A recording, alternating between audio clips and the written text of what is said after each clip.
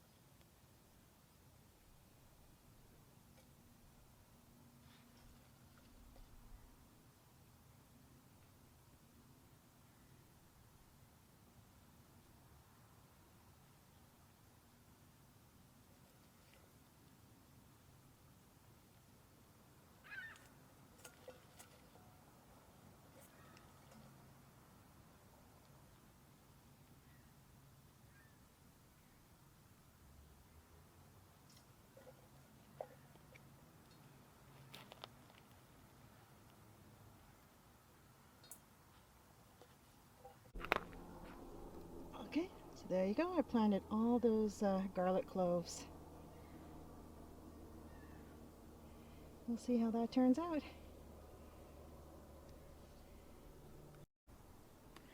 Okay, so that's not the first hugelkultur. I don't even know if I'm pronouncing that properly. It's not the first one that I've made.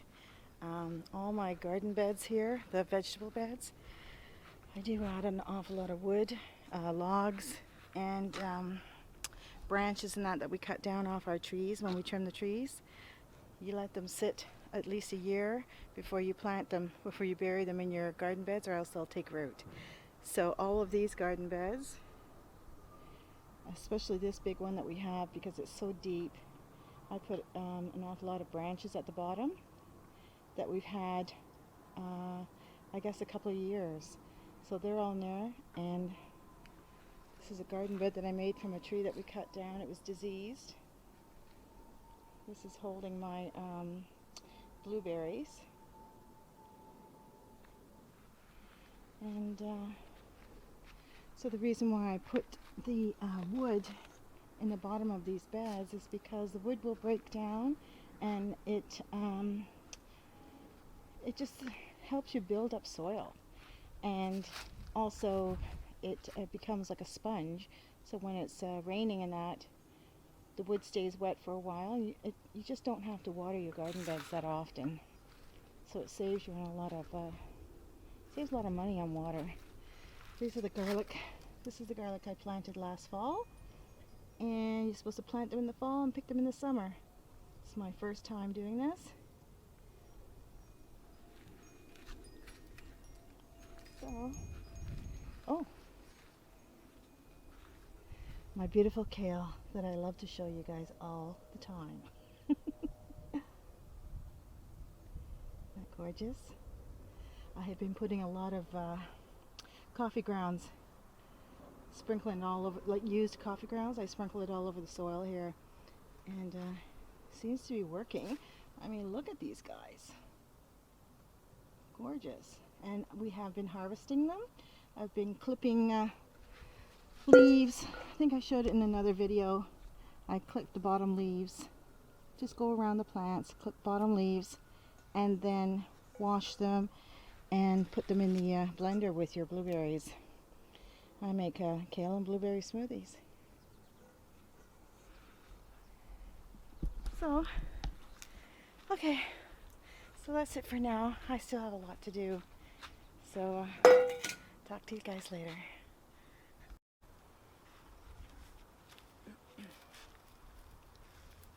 Okay, so I have a bowl of kitchen scraps, and I also, what I do sometimes is I dig a hole in the garden beds right before I plant stuff.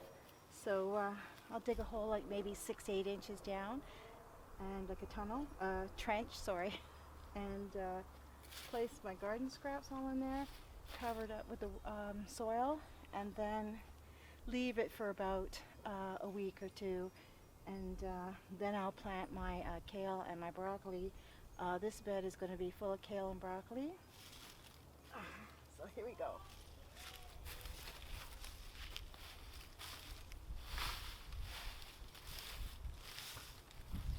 Okay, you can see I've been doing this already to the eggshells.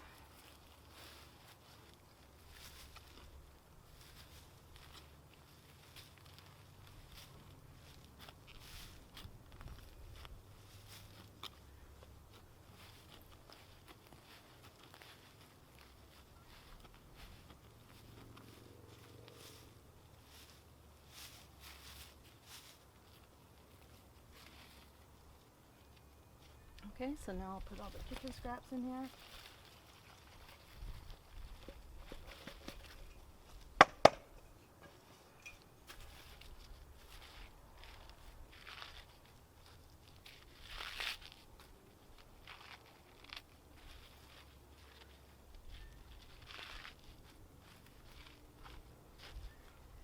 And then I just cover it back up with the soil.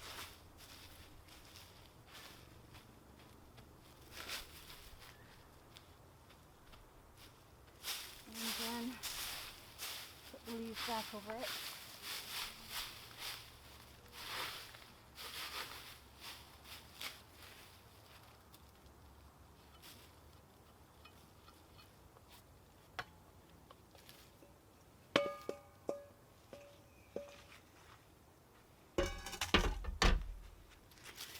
So what that does is, this feeds the worms.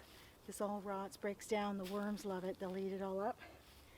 And the bed will be full of worm castings. And this bed, we just dump a lot of stuff in here every year, every fall.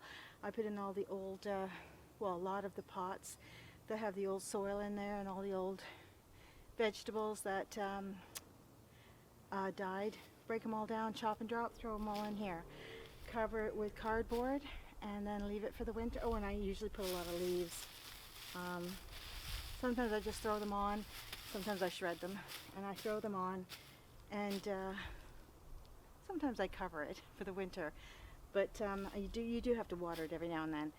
And so what it does is you have really beautiful black fertile soil filled with worms, and it's just amazing. I also do the composting in situ, so it's composting in place in this garden bed. And I did it on one of my videos that I posted last year. So anyhow, it's there. So what it is a pot, and you just fill it with, drill a lot of holes around the pot edge, like around the bottom. And you can either drill a lot of holes, they're about 1/2 inch wide, along the bottom of the pot, or you can just cut the bottom right off and just sink the pot right inside the bed and leave it up just a little bit, the rim just above the soil, just a little bit. And then you fill it with kitchen scraps and put a lid on top or a plate, and just to keep, and then put a rock on that. That's what I do, is to keep the mice and the raccoons out. And and then you have to water it, that pot in place. So what you do when you pour water in the top, the liquid goes out through the sides of those holes and out through the bottom, and all the nutrients that were in the pot spread out amongst the garden here, amongst the soil, and that's how you fertilize your vegetables, and that's all organic.